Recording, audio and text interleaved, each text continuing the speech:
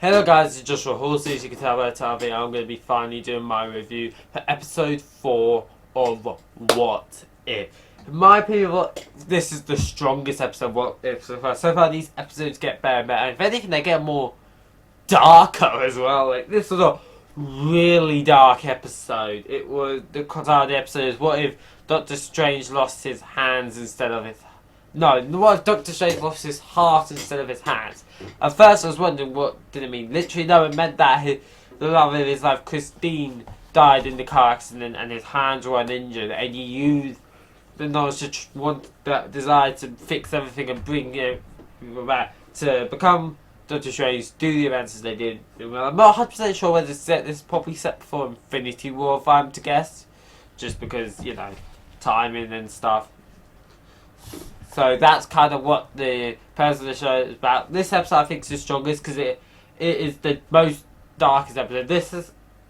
It tells a story you simply cannot tell in the MCU, like for big blockbuster Disney film, like, and the structure of the stories they're building up. You can't really tell a tragedy like this, and that's what I like about it. I kind of realised what it is. I thought it was a fun novelty kids show. And it's not really a good show. This is probably the darkest thing I think I've seen in the entirety of the MCU. Like, this was, like, really dark. I will kind of give my general thought. Like, it was just kind of great, and we see him kind of just basically what happened. Look, I'm losing my words. So let's just kind of go through this episode bit a bit. So after that, we kind of catch up with that. That's the part in time.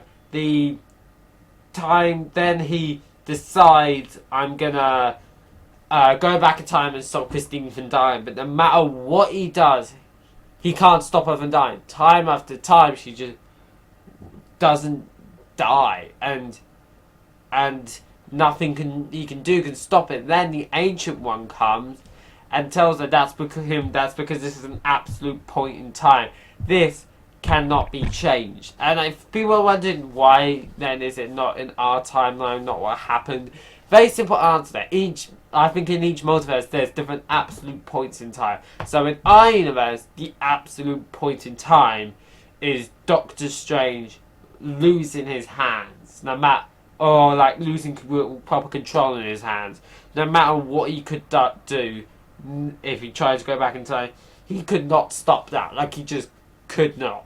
So I think that's why everyone warns him, you can't change about it. It's like, if you try to, I will be forced to stop him. Before she does, she disappears out somewhere. But Ancient One did do something there, which we'll talk about later.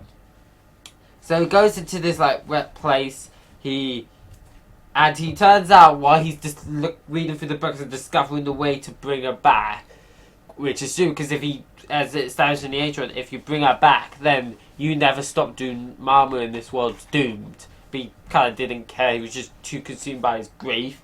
He then kind of he literally did this thing where you freeze the time.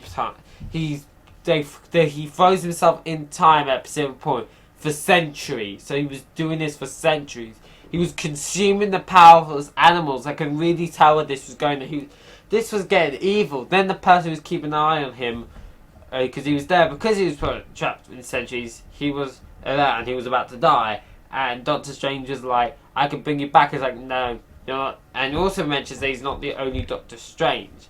Because then we find out that the Ancient One split to have the timeline, split to have two Doctor Strange in a singular timeline, which they do acknowledge is very dangerous. One where he does this, and one where he decides to stop, get over it, and, you know, continue with his life.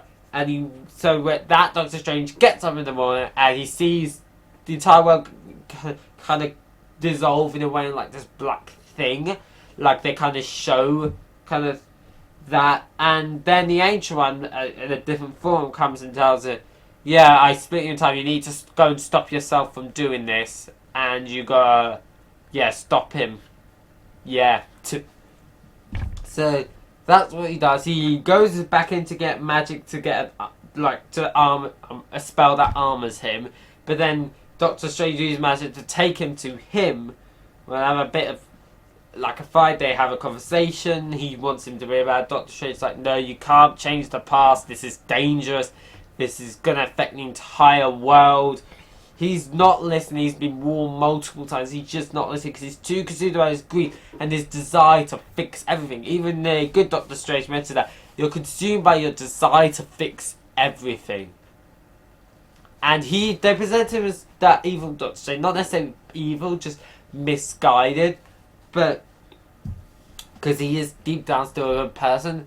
But they kind of said they have a pretty cool little fight, but evil Doctor Strange wins that fight and consumes good Doctor Strange and uses the powers to bring him back. But he at first becomes this really hideous monster because of how much power he's consumed. He slowly comes back to that. So when Christine comes back to life, he's like, sees him and he's first scared and he sees the world around him crumbling and destroyed. And this is where Doctor Strange realised he's made a terrible mistake and uses his magic to like stop him from going through. And he calls for the Watcher. This is the first time someone is talking to the Watcher. He says to the Watcher, because he's researching, he's getting so much power, makes sense. That, hey, I know you're here. Please stop this. It's like, I cannot interfere. It's like, punish me. Don't punish this world. He's like, I would, but I cannot risk this timeline for the sake of all other ones. He would have stopped him earlier. So he doesn't stop it. The world gets destroyed. The last thing we see is evil Doctor Strange holding Christine, and Christine asks, "What did you do?"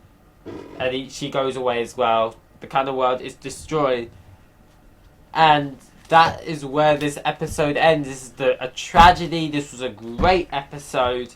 Just going into the tragedy. This is it's such a powerful episode. I like that this allows you to experiment stuff you couldn't do in the MCU. So overall, those are my thoughts. Let me know in the comment section below what you thought of this episode. I hope you enjoyed. If you did, don't forget to like the video, subscribe to the channel if you haven't yet, turn notifications so you never miss a video. Very soon, you'll probably get the video on Monday, everyone, I guess, because of the time recording. I'm going to see Shang-Chi and the Legend of Ten Rings tonight, so you're probably going to get a spoiler-free review for that later, so stay tuned for that. I hope you all enjoyed this video. If you did, like, subscribe, follow me on Instagram at jhawesg2 and at Twitter at joshuahawes11. And I hope you enjoyed this video, and I'll see you all in the next one. Bye guys!